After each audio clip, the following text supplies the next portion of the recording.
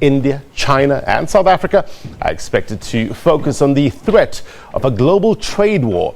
Earlier this month, China said that it would set up a cooperation with other developing nations like the Brics grouping to counter protectionism.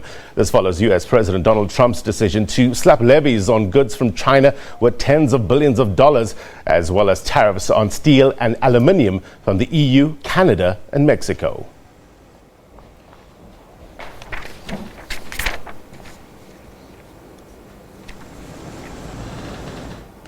Now, for the latest on the meeting between the two BRICS heads of state, we're joined in Pretoria by SABC News presidential correspondent Mzwandile Mbeje. Mzwandile, what can we expect from the meeting by the two leaders?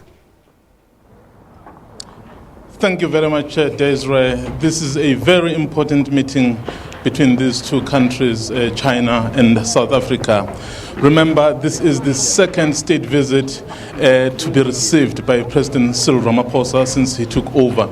And for China, it's his third visit to South Africa, really underscoring the relations that these two countries enjoy. This year, we mark the 20 years since the formal diplomatic relations were established, and trade has really grown so tremendously. I think this state visit really will be a celebration of these relations. And of course, the Chinese president is here to take part in the BRICS summit as well.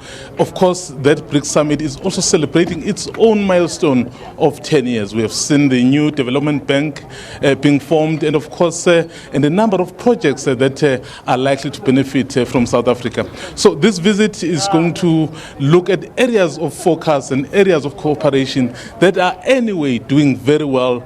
The Chinese president, before he came here, he wrote about this relationship, saying it's a very good relationship.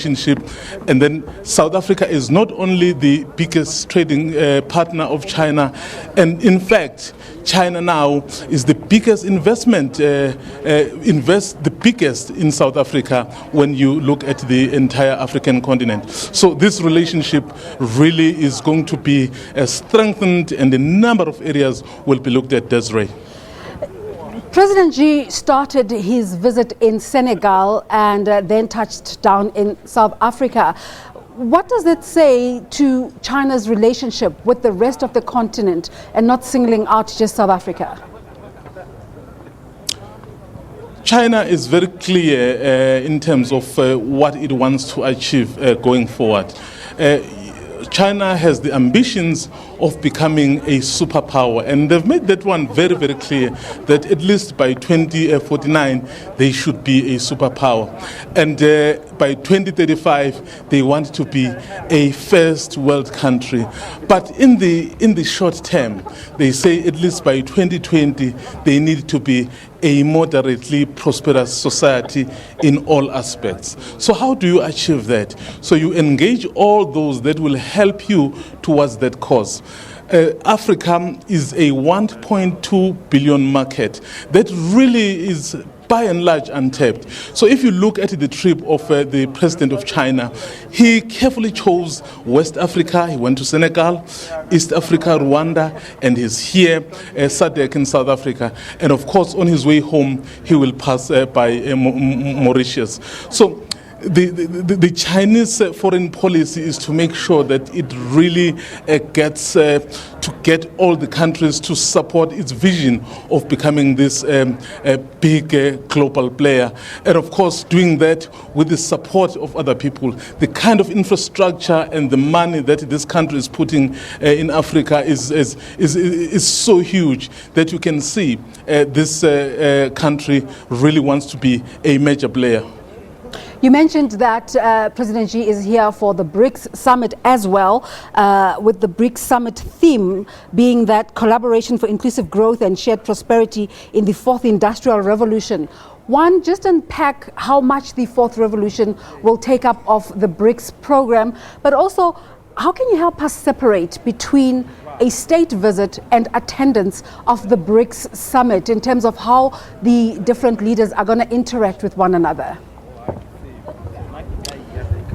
The fact that China decided to kickstart its visit to South Africa with a state visit says so much about these two countries when it comes to their relations. It's not only that China is coming here to take part with its counterparts, but there's also something special that it wants to do. As I had said earlier, in terms of trade, these countries are really high up there.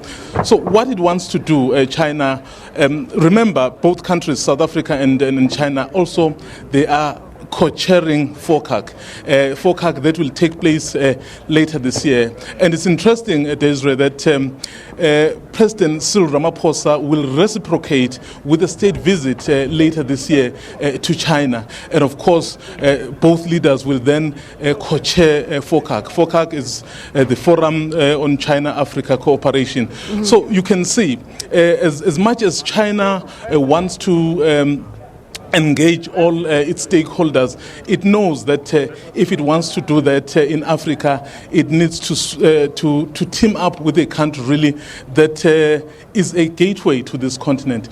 South Africa is quite advanced in many aspects. So for China to be able to set up base here, and then South Africa is that country.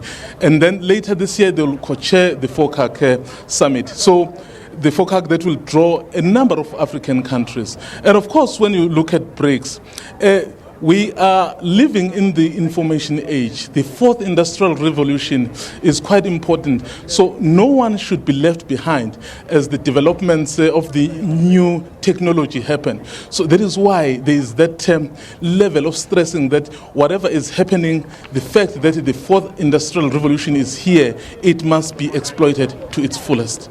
We've already seen footage of President Xi arriving at Waterkloof.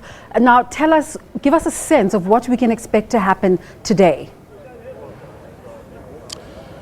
So what will happen today is that there would be, the pomp and ceremony, basically signifying that this is a state visit, the highest visit by a head of state from a foreign country. But what basically they will be talking about are the issues really that will deepen cooperation. You earlier spoke about the issue of trade wars, and China really and the US are really engaged in this type of trade of wars. But in the immediate, South Africa does tend to benefit, or obviously in the long term it may not be good, because already China is importing a lot more from South Africa. I mean, our rooibos is going there, our wine is going there, our number of agricultural products are going there. And of course, South Africa is now the first country in Africa to sell beef to China. So you can see that as much as elsewhere in the world there are these difficulties, but there are opportunities that do arise. And I guess South Africa would want really to exploit these opportunities so that it also is able to maximize its benefits. So they will speak about deepening this kind of relations. The relations are already high up there, but of course they would want to do that even more. Mzwayi Mbeche is our presidential correspondent speaking to us from the Union Buildings, where we await today's state visit by the President of China, President Xi Jinping, with President Cyril Ramaphosa, also in the lead up to the 10th BRICS summit, whose theme is BRICS in Africa, collaboration for inclusive growth and shared prosperity in the fourth industrial revolution. And Blaine continues with that conversation with the Vice President of the BRICS Bank in South Africa.